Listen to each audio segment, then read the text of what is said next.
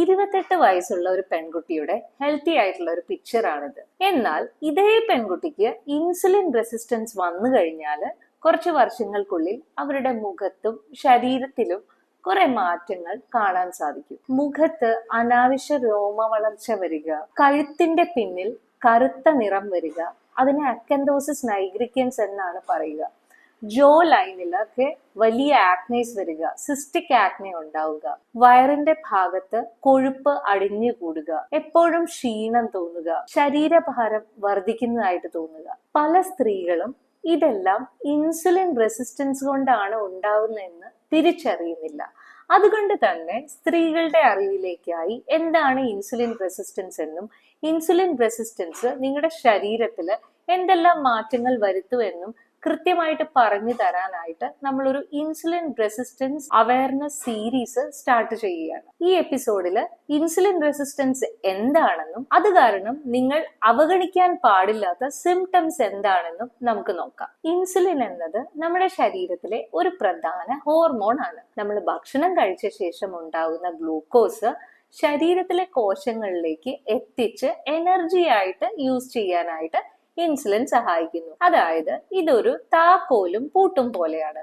താക്കോലാണ് insulin hormone, എന്നാൽ പൂട്ടെന്ന് പറയുന്നത് നിങ്ങളുടെ ശരീരത്തിലെ സെൽസ് ആണ്. സോ ഗ്ലൂക്കോസ് നമ്മുടെ രക്തത്തിൽ വരുമ്പോൾ ഇൻസുലിൻ എന്ന് പറയുന്ന താക്കോൽ ഉപയോഗിച്ചാണ് സെൽസ് ഓപ്പൺ ചെയ്ത് ഗ്ലൂക്കോസ് അകത്തേക്ക് കയറ്റുന്നതും ഉപയോഗിക്കുന്നതും. എന്നാൽ ഇൻസുലിൻ റെസിസ്റ്റൻസിൽ ഇൻസുലിൻ ആകുന്ന താക്കോലിനോട് ശരീരത്തിലെ സെൽസ് പ്രതികരിക്കാതെ വരും. അപ്പോൾ ഈ പൂട്ട് തുറക്കാനായിട്ട് സാധാരണ ലെവലിനേക്കാൾ ഉയർന്ന അളവ് ഇൻസുലിൻ ആവശ്യമായി വരും. ഈ സിറ്റുവേഷനിൽ ശരീരം കൂടുതൽ ഇൻസുലിൻ പ്രൊഡ്യൂസ് ചെയ്യാൻ തുടങ്ങും. ഇതാണ് ഇൻസുലിൻ റെസിസ്റ്റൻസ്. ഇൻസുലിൻ റെസിസ്റ്റൻസ് നിങ്ങൾക്ക് ഉണ്ടാവുമ്പോൾ നിങ്ങളുടെ ശരീരം ചില സിംറ്റംസ് ഗ്രാജുവലി കാണിച്ചു തുടങ്ങും. ജോ ലൈനിൽ പെട്ടെന്ന് പ്രത്യക്ഷപ്പെടുന്ന ആക്നെ, മുടി കൊഴിച്ചിൽ, വെയിറ്റ് ഗെയിൻ എന്നിവയൊക്കെയാണ്. അതുപോലെ കഴുത്തിന് ചുറ്റിലെ കറുത്ത നിറവും ഇതിന്റെ ഒരു പ്രാഥമിക ലക്ഷണമാണ്. ചില ലേഡീസിൽ അടുപ്പിച്ചടുപ്പിച്ച് വരുന്ന യൂറിനറി ഇൻഫെക്ഷനും വജൈനൽ ഫംഗൽ ഇൻഫെക്ഷനും അതിന്റെ ഒരു ഇൻഡിക്കേറ്റർ ആണ്. ഇൻസുലിൻ റെസിസ്റ്റൻസ് ഉള്ള